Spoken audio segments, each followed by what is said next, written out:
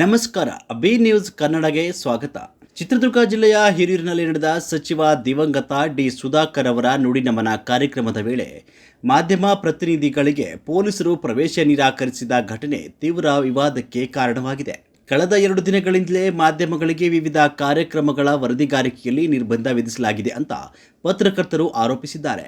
Helipad ಪ್ರದೇಶ ಹಾಗೂ ಬರ ವೀಕ್ಷಣೆ ಕಾರ್ಯಕ್ರಮಕ್ಕೂ ಮಾಧ್ಯಮಗಳನ್ನು ಬಿಡದೆ ಪೊಲೀಸರು ತಡೆದಿದ್ದಾರೆ ಎನ್ನಲಾಗಿದೆ.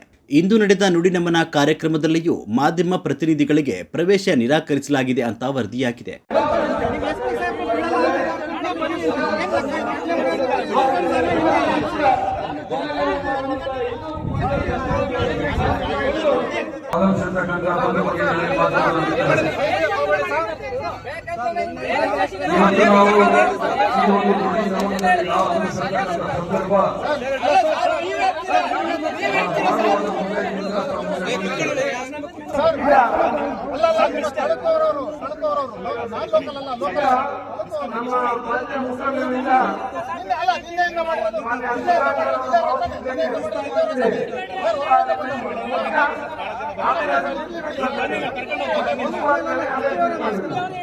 ಅಷ್ಟೇ ಅಲ್ಲದೆ ಕರ್ತವ್ಯದಲ್ಲಿದ್ದ ಪೊಲೀಸ್ ಸಿಬ್ಬಂದಿಯೊಬ್ಬರು ಮಾಧ್ಯಮ ಪ್ರತಿನಿಧಿಗಳೊಂದಿಗೆ ಏಕವಚನದಲ್ಲಿ ಮಾತನಾಡಿ ಅವಾಚ್ಯ ಶಬ್ದಗಳನ್ನು ಬಳಸಿದ್ದಾರೆ ಅಂತ ಪತ್ರಕರ್ತರು ಆರೋಪಿಸಿದ್ದಾರೆ.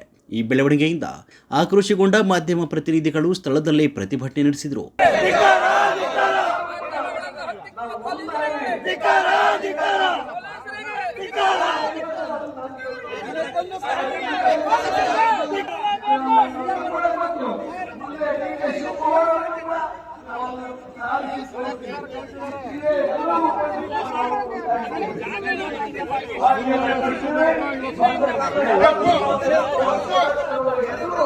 ಪೊಲೀಸರ ನಡೆ ಖಂಡಿಸಿ ಘೋಷಣೆಗಳನ್ನು ಕೂಗಿ ಮಾಧ್ಯಮದ ಕರ್ತವ್ಯಕ್ಕೆ ಅಡ್ಡಿಪಡಿಸುವುದು ಪ್ರಜಾಪ್ರಭುತ್ವದ ಮೌಲ್ಯಗಳಿಗೆ ವಿರುದ್ಧವಾಗಿದೆ ಅಂತ ಆಕ್ರೋಶ ವ್ಯಕ್ತಪಡಿಸಿದರು.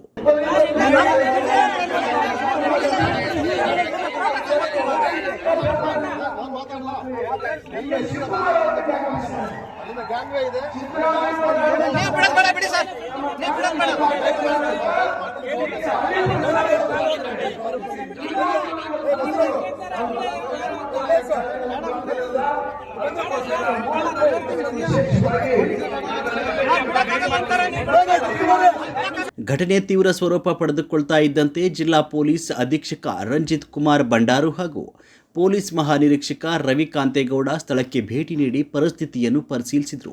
ಈ ವೇಳೆ ಹಿರಿಯ ಪತ್ರಕರ್ತರು ಹಾಗೂ ಜನಪ್ರತಿನಿಧಿಗಳು ಮಧ್ಯಪ್ರವೇಶಿಸಿ ಪರಿಸ್ಥಿತಿಯನ್ನು ತಿಳಿಗೊಳಿಸಲು ಪ್ರಯತ್ನಿಸಿದರು.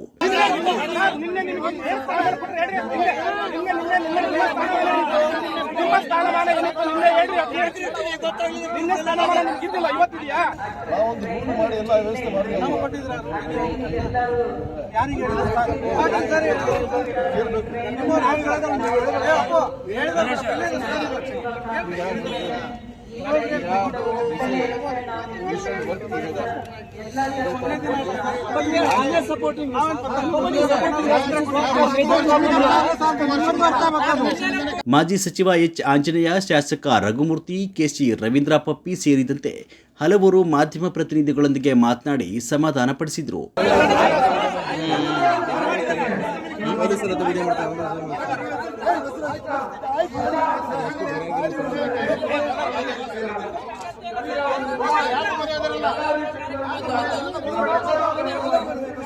ಈ ಘಟನೆಗೆ ಸಂಬಂಧಿಸಿದಂತೆ ಪತ್ರಕರ್ತರು ಮಾಧ್ಯಮಗಳೊಂದಿಗೆ ಗೌರವಯುತವಾಗಿ ವರ್ತಿಸಬೇಕು ಹಾಗೂ ಇಂತಹ ಘಟನೆಗಳು ಮರುಕಳಿಸದಂತೆ ಪೊಲೀಸ್ ಇಲಾಖೆ ಅಗತ್ಯ ಕ್ರಮ ಕೈಗೊಳ್ಳಬೇಕು ಅಂತ ಒತ್ತಾಯಿಸಿದ್ದಾರೆ.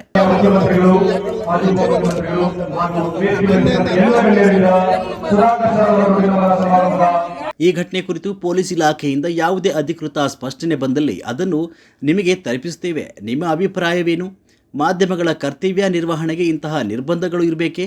ಕಾಮೆಂಟ್ನಲ್ಲಿ ನಿಮ್ಮ ಅಭಿಪ್ರಾಯವನ್ನು ಹಂಚಿಕೊಳ್ಳಿ. ಇಂತಹ ನಿಖರ ಮತ್ತು ಜನಪರ ಸುದ್ದಿಗಳಿಗಾಗಿ B news Kannada digital media ಚಾನಲನ್ನು ಸಬ್ಸ್ಕ್ರೈಬ್ ಮಾಡಿ, ವಿಡಿಯೋಗೆ ಒಂದು ಲೈಕ್ ಮಾಡಿ ಮತ್ತು ಶೇರ್ ಮಾಡಿ.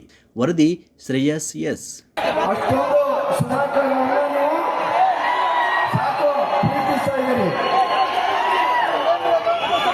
ಇಲ್ಲಿ ಬಹಳಷ್ಟು ಜನ ಈ ಕುಂಪ ಚುನಾವಣೆಯಲ್ಲಿ ಮತದಾರರಾಗಬೇಕು ಅಂತ ಹೇಳಿ ಕೂಡ ಇದ್ದಾರೆ. ಸಂಚಿತ್ತಯ್ಯನವರು ಇರ್ಬೋದು, ಮಂಜುನಾಥ್ ಅವರು ಇರ್ಬೋದು, ಉಳಿದಂತೆ ಇನ್ನೂ ಮಂಜುನಾಥ್ ಇನ್ನೂ ಬಹಳ ಜನ ಯಾರು ಇದ್ದಾರೆ. ಆದರೆ ನಮ್ಮ ತೀರ್ಮಾನ ಮಾಡ್ತಕ್ಕಂಥವ್ರು ನಮ್ಮ ಪಕ್ಷದ ನಾಯಕರು. ನಮ್ಮ ಪಕ್ಷದ ನಾಯಕರಿಗೆ ನಾನು ವಿನಂತಿ ಮಾಡ್ತಾ ಇದ್ದೀನಿ, ಮುಖ್ಯಮಂತ್ರಿಗಳಾದಂಥ ಡಿ.ಕೆ. ಶಿವಕುಮಾರ್ ಮಾತಾಡಬೇಕಪ್ಪ, ಸಾಕು, ನನ್ನ ಮಾತು ಕೇಳ್ರಿ, ನಾನು ಇನ್ನೂ ಮಾತಾಡ್ತೀನಿ. ಈಗ ಸುಧಾಕರ್ ಅಂತಕ್ಕಂಥ ಒಬ್ಬ ವ್ಯಕ್ತಿ ಅಲ್ಪಸಂಖ್ಯಾತ ಸಮುದಾಯದಿಂದ ಹುಟ್ಟಿದಂತ ಒಬ್ಬ ವ್ಯಕ್ತಿ.